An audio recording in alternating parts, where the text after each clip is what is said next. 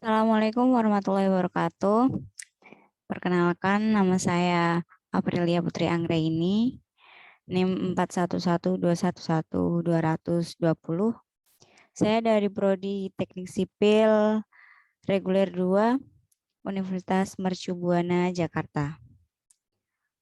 Pada kali ini saya akan mempresentasikan hasil dari mereview bab PAI, yaitu membumikan Islam di Indonesia agar Islam dirasakan sebagai kebutuhan hidup, bukan sebagai beban hidup dan kewajiban. Berikut saya mulai presentasinya.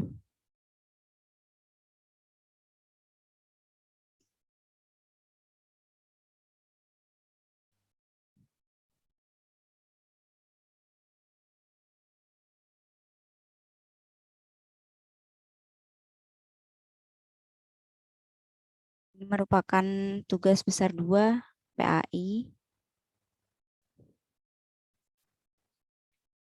Pertama dari identitas buku dulu, yaitu buku ini berjudul Pendidikan Agama Islam untuk Perguruan Tinggi yang ditulis oleh Dr. Karmawan MA, Dr. Siti Munawati MPDI, Ainul Azhari SCHI, MAG, Ariesta Setiawati SPDI, MPD, Siti Nur Islamiyah SPDI, MPD, Ahmad Haromaini, MAG. Buku ini diterbitkan oleh penerbit Insania dengan edisi terbit cetakan ke-1 bulan November 2021. Kota penerbit yaitu di Cirebon dengan nomor ISBN 9786235770024 dengan tebal halaman 9 plus 327 halaman.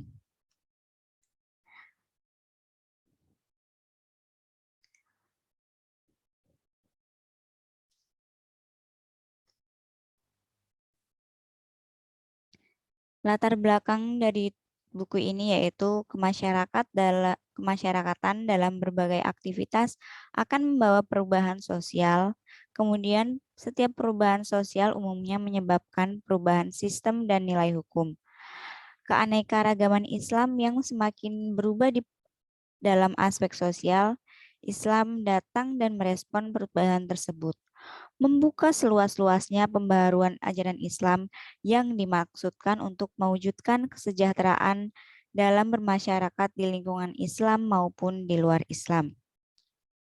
Perubahan-perubahan ini secara luas kemungkinan untuk mereformasi ajaran Islam dan hukum-hukum Islam yang mengajarkan bahwa ajaran Islam untuk kebutuhan hidup yang sangat penting bagi kehidupan masyarakat guna menciptakan penyebaran Islam dan membumikan Islam yang wajib serta harus dirasakan oleh setiap Muslim Nusantara untuk menjadikan atau mengajarkan ke generasi yang masih pasif dalam memahami dan merespon segala bentuk ajaran Islam.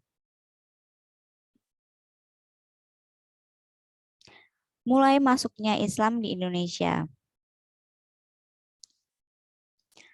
Menurut UK Chandra Sasmita, saluran-saluran Islamisasi yang berkembang di Indonesia itu ada 6, yaitu pertama dari saluran perdagangan, dari pedagang Muslim yang dari Gujarat, Arab itu masuk ke Indonesia melalui jalur kapal, jalur laut.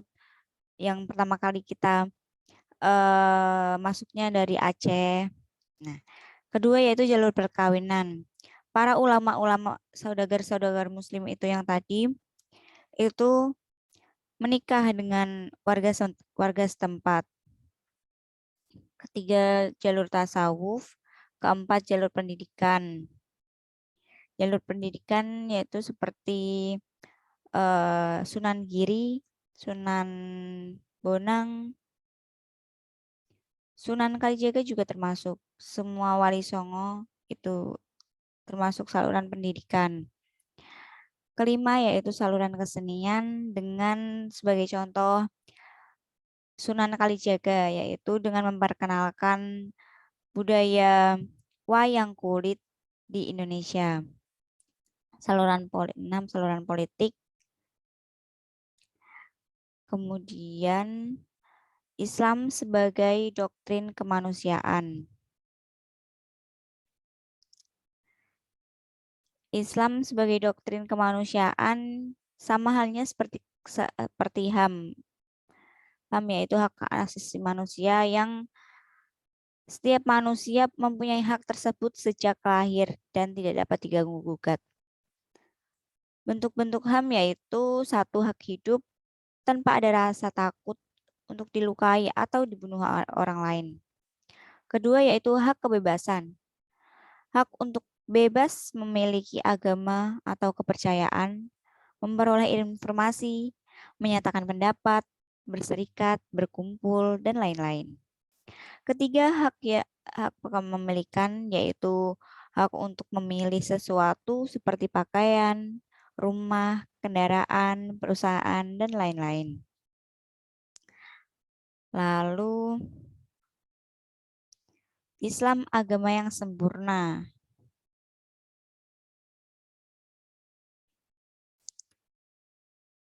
Dari poin E ini, agama Islam merupakan agama yang sempurna dengan selalu mengikuti perkembangan zaman dan tempat solihun likuli zaman wa al-makan yang bersifat kompatibel. Agama ini yang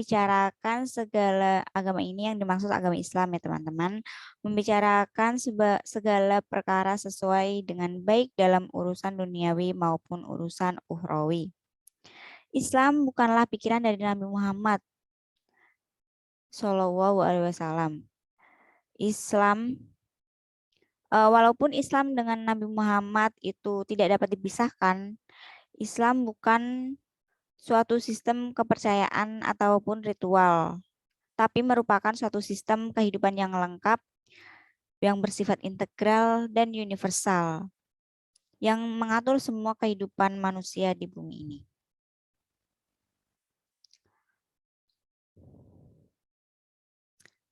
Lalu poin F yaitu Islam agama rahmatan lil alamin. Dari semua sifat Allah, yang paling banyak disebutkan dalam Al-Quran yaitu sifat rahmat atau kasih sayang. Dengan berbagai derivasinya seperti Al-Rahman dan Rohim. Seperti di dalam Asmaul Husna juga terdapat Ar-Rahman dan Ar-Rahim. Ini juga tercermin dalam petunjuk Allah kepada Rasulnya. Bagaimana bersikap sebaik-baiknya pada kaum beriman, yaitu sikap penuh kasih sayang, ramah, dan pengertian. Lalu poin G yaitu manusia membutuhkan agama. Ya, siapa sih yang nggak butuh agama? Tetap agama mengambil bagian penting pada pengalaman hidup. Fungsi dan kedudukan agama dalam kehidupan manusia sebagai pedoman, aturan, dan undang-undang Tuhan Allah yang harus ditaati dan mesti dijalankan dalam kehidupan. Agama sebagai way of life. Orang yang beragama dapat mendisiplinkan diri sendiri, menguasai nafsunya sesuai dengan ajaran agama. Selain itu, agama merupakan unsur mutlak dalam pembinaan karakter pribadi dan membangun kehidupan sosial yang rukun dan damai.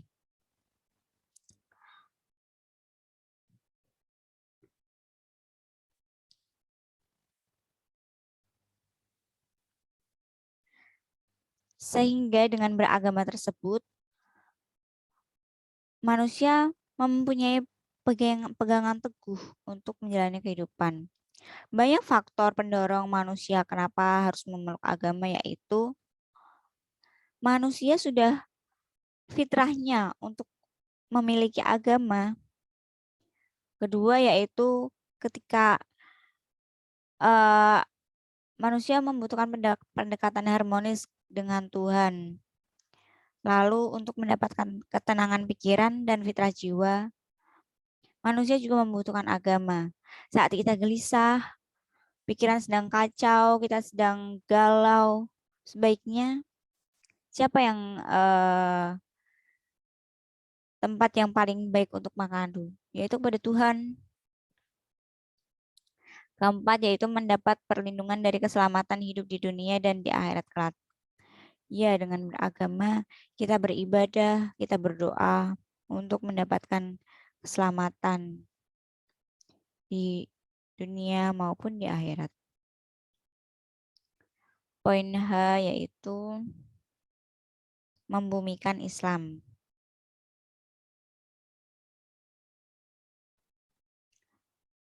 Dalam era modern ini, khususnya para generasi muda, sangat penting ditanamkannya keislaman, sehingga perlu diadakannya gerakan membumikan Islam. Hal ini dimaksudkan agar para generasi muda yang tidak mengenal Islam menjadi termotivasi untuk mendalami ajaran-ajaran Islam, sehingga mereka yang tadinya jauh akan agama menjadi dekat dengan agama. Islam juga memiliki aturan yang berfungsi mengontrol dan mengawasi, bahkan memberi penghargaan serta sanksi. Oleh karena itu, selayaknya umat Islam mengamalkan ajaran agamanya dengan seksama dan konsisten demi mencapai kualitas hidup yang sederhana di dunia dan di akhirat. Nextnya yaitu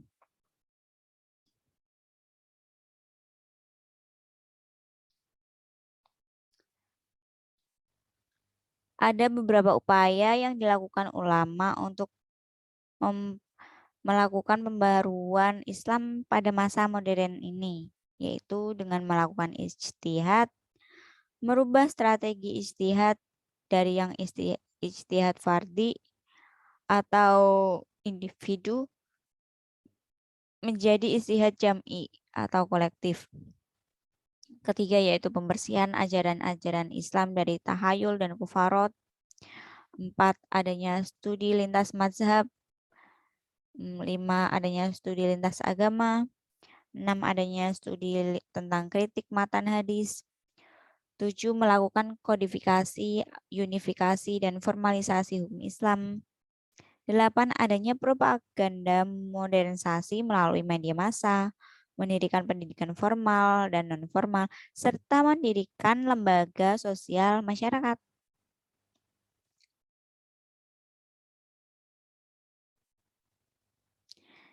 Poin I yaitu hasil reviewer dari buku ini. Buku ini sangat formal. Kemudian gaya penulisannya menurut saya terlalu baku dan berbelit-belit sehingga kurang bisa dipahami untuk masyarakat awam. Lalu banyaknya kesalahan dalam penulisan kata, typo gitu ya. Lalu kurangnya dasar hukum hadis dalam penulisan di sini. Dalam bab ini masih sangat minim untuk dasar-dasar hadis gitu ya. Pada pengaplikasian di lapangan, HAM masih sangat disepelekan. Dan lalu sepertinya buku ini memang perlu disebarluaskan karena kurang tegasnya aturan di Indonesia. Lalu dengan adanya buku ini, masyarakat masih banyak berperilaku rasis di lingkungan sekitar. Sehingga buku ini kurang relevan. Makanya perlu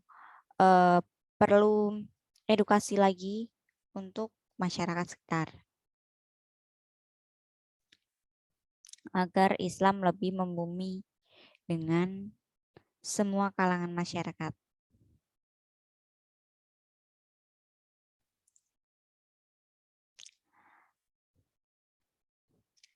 Poin J yaitu saran dari reviewer. Diharapkan setelah mereview buku ini, pembaca menjadi sadar akan pentingnya agama Islam dalam kehidupan, baik dalam bermasyarakat, beribadah, bersosialisasi, berpolitik, serta lebih menghargai perbedaan.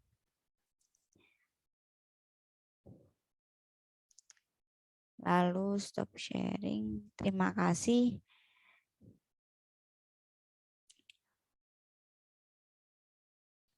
Hmm.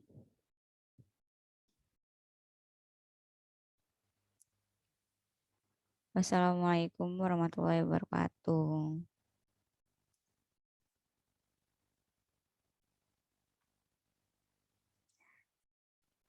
Demikianlah presentasi dari saya. Semoga